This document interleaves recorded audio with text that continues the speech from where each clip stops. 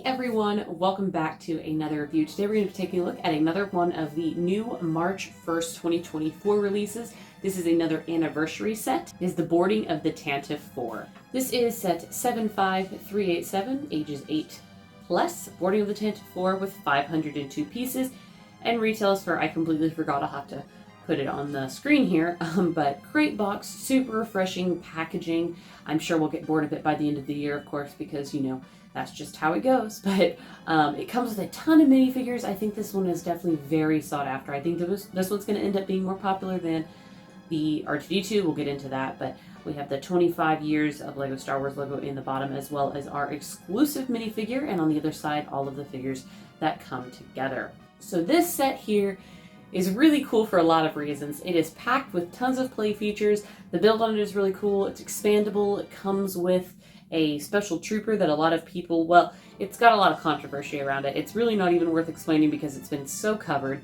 but overall a cool extra minifigure. So let's get right into it. We'll go take a look at the minifigures first, and then we'll get into the set itself.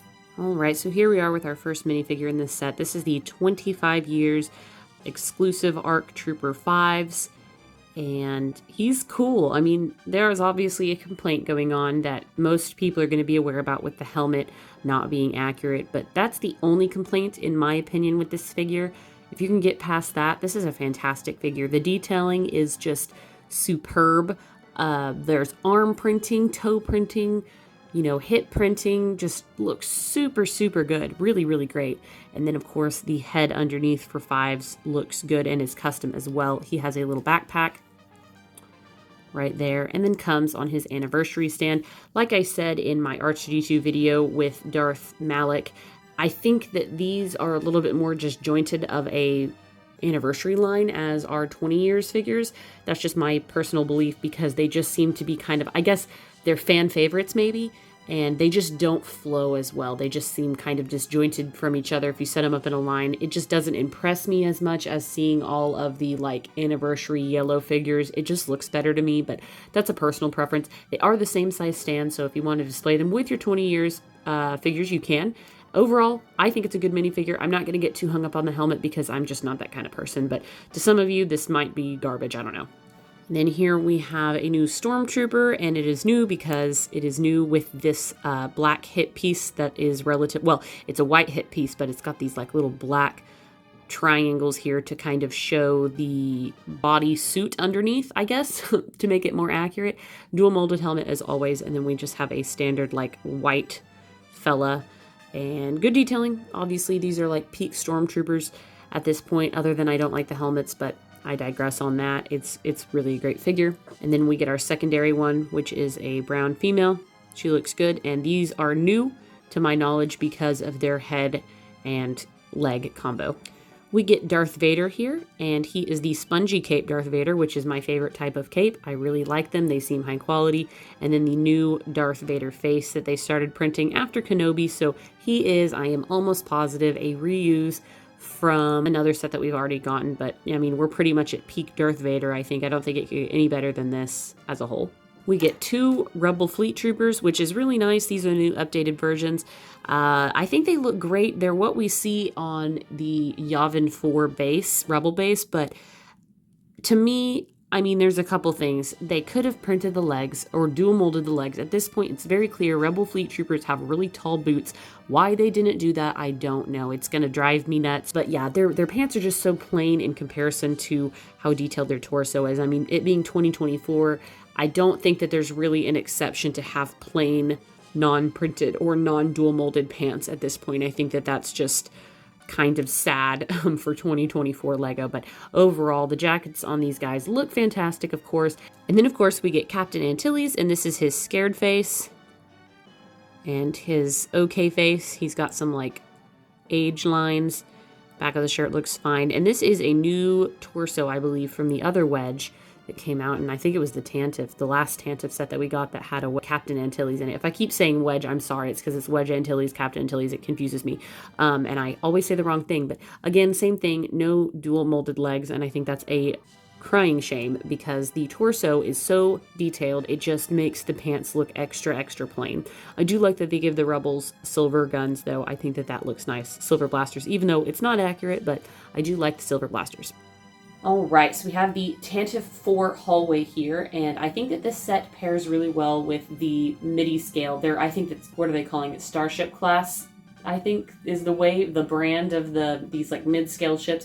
It goes really well with the Tantive IV. I think that people are going to be picking both of these up. This is one of the few sets that LEGO has advertised that you can buy more of and expand. All of that before has just been people, fan building, like with the Dark Troopers, the hallway. So you can get another one of these hallways and just make it longer, more realistic, if you will, get more troops. Obviously, you're going to get a couple of doubles, but nonetheless, it's super cool. It's a good way, a decent way to get more Rebel Fleet Troopers and Stormtroopers if you don't have enough already. But overall, I think that it's a really good set. The Tantive IV hallway is kind of funny to me because I think it's a relatively plain scene in Star Wars. I mean, they were going for like gray and white, and so to make it out of a Lego set, they do a good job making it interesting, I'll say that. All right, we do have some stickered elements to kind of flesh out the hallways, nothing super bad.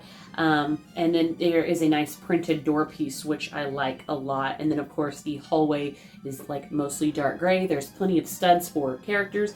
These little light gray pins at the front are going to be the play features. When you tilt them, it's going to give you a motion to like throw your trooper of your choosing off like they're being blasted or shot. It's actually a really fun play feature. You get just a jumper tile and then nothing on the other side so that there's not a super strong connection, but enough of a connection if you just want to display this and not play with it. It's funny because to me this is more of an adult model because it's like a diorama, but they built in so many play features. So if you tilt this back, your character just kind of pops off. And so there's 4 of these along here. You can do the Rebel Fleet Troopers as well as the Stormtroopers, and it's just a really, really fun play feature. Even for those that don't really play with the play features, it's still very fun to play with. You also get a clear cylinder so that Captain Antilles can kind of be lifted up by the Force from Darth Vader. And then, of course, the big one, if you want to consider it that, is we have basically a moving opening door or a cut-through door. An explosion, I believe, is what happens in the movie. It's kind of an explosion, and then you basically...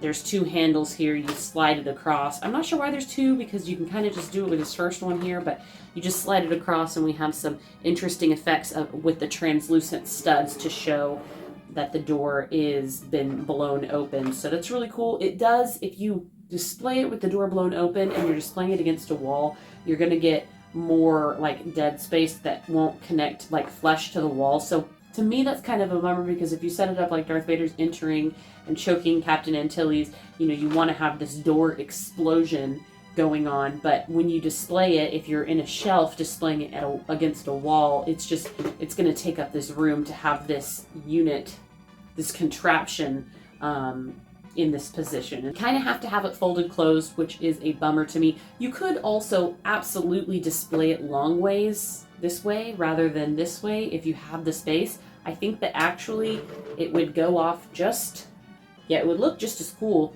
I think. And so you do have that choice as well, so you can display this kind of however you choose. But that's basically it. I think it's a simple set. It doesn't overdo itself. It comes with a staggering amount of minifigures for the price.